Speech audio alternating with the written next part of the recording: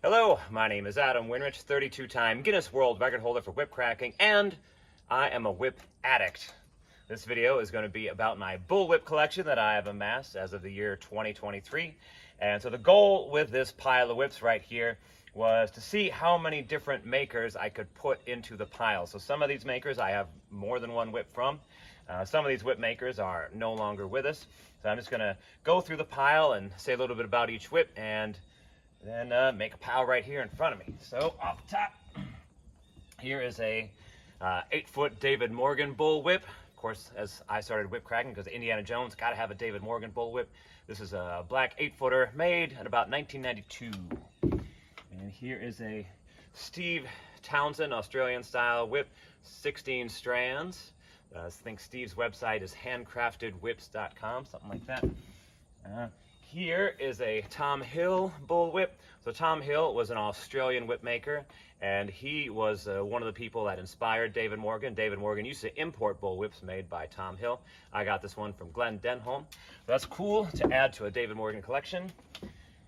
This one is by Sid Hill.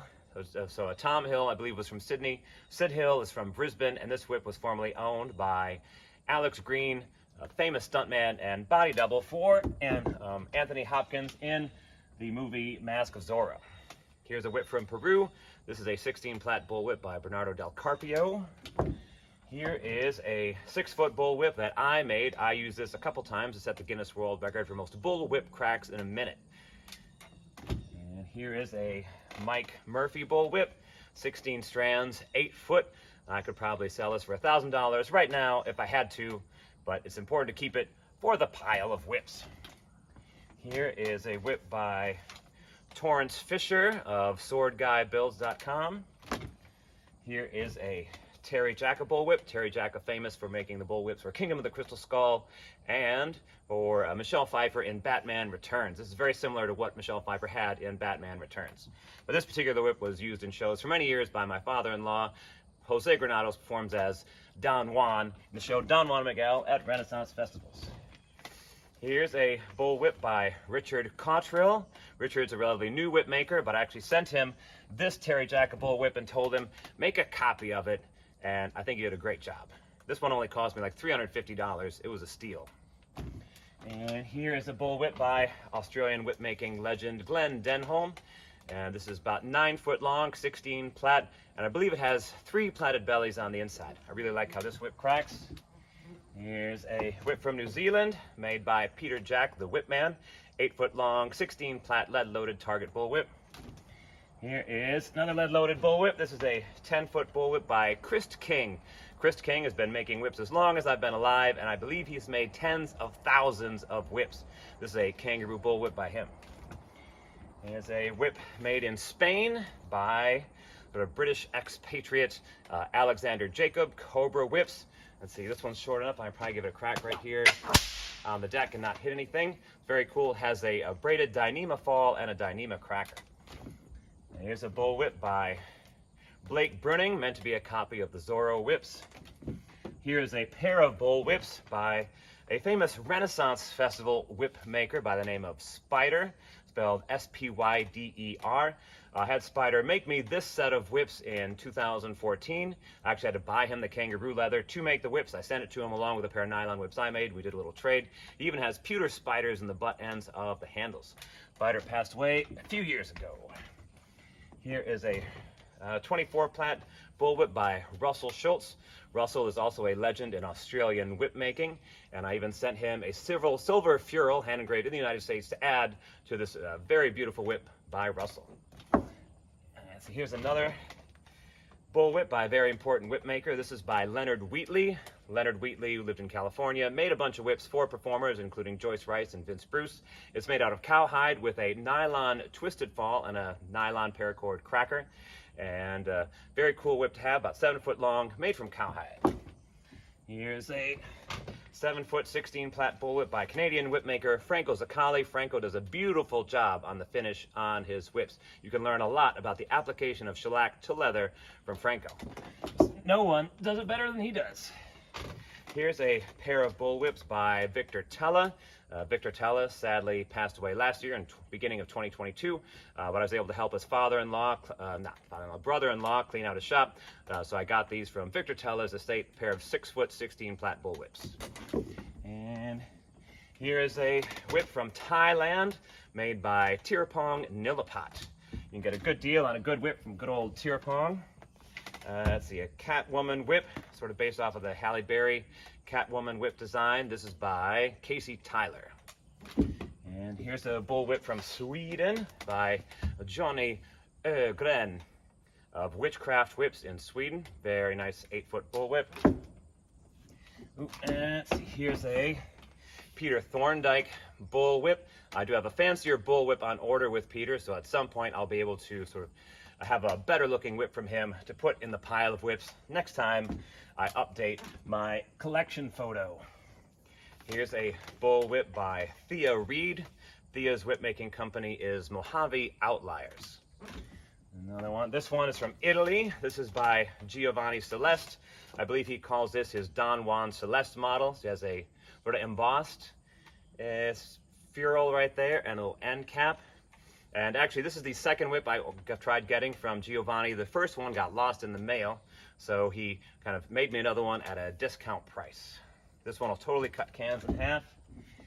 Let's see, here's a fancy wood-handled bull whip by Missouri whipmaker Drew Schrag.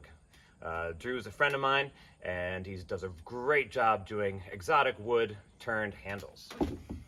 Here's a bull whip by Australian whipmaker Cy Davey. This is a swivel-handled kangaroo leather bull whip he calls his Tornado. I believe Cy will no longer export whips to the United States because of the sort of export restrictions of getting kangaroo leather whips outside of Australia. So I'm lucky to have that one. Let's see, here's a bull whip by Paul Nolan of Midwest Whips. I have known Paul since around about 2005, and I can blame Paul for starting me out on my path to whip collecting. I've probably been better off investing all of this money into my Roth IRA. And so here's a very fancy bull whip by Chris Barr of Dead Ringer Leather. Chris is definitely a legendary whip maker in Australia. I've spent a lot of time with Chris. He's a friend of mine. This is a 20 plat 8-foot bull whip with a 40 plat kangaroo rawhide handle. I just sent him a bunch of money and I said, make me a bull whip and make it special, and it certainly is. Let's see, next one. Here's one by American bullwhip maker and stock whip maker Evan Fava. Evan studied a lot with Peter Thorndike. There's a very fancy 24 plat bullwhip with a engraved silver ferrule that I sent to him. And this one here is by a very good and not very well known Australian whip maker by the name of Peter Richardson. This whip was actually entered into the Sydney Royal Easter Show, and I believe it won a prize. It has a 22-strand thong, but a 44-strand handle. He splits all the strands, and the pattern work he does is immaculate, and he also ties his immaculate-looking kangaroo leather knots on his whip handles. And let's see, here's one by Blake Gorey of Smoky Mountain Whips. Blake does an amazing job with his whip making. This one in particular is meant to be a copy of a Victor Tella design, where it's a 16-strand thong and a 32-strand handle. And I believe he did this with the sort of FID method, where you take the lighter color, wrap it all the way around the handle, hold it in place, and then use a FID to work your lighter colored strands, or no, your darker colored strands all the way through to form the pattern. Here is a 24 plat 8-foot bullwhip by Joe Strain. Joe Strain, arguably America's greatest whip maker. He's been doing top quality work for a long time. Very beautiful 24 plat bullwhip by Joe Strain of Northern Whip Co. We're almost done.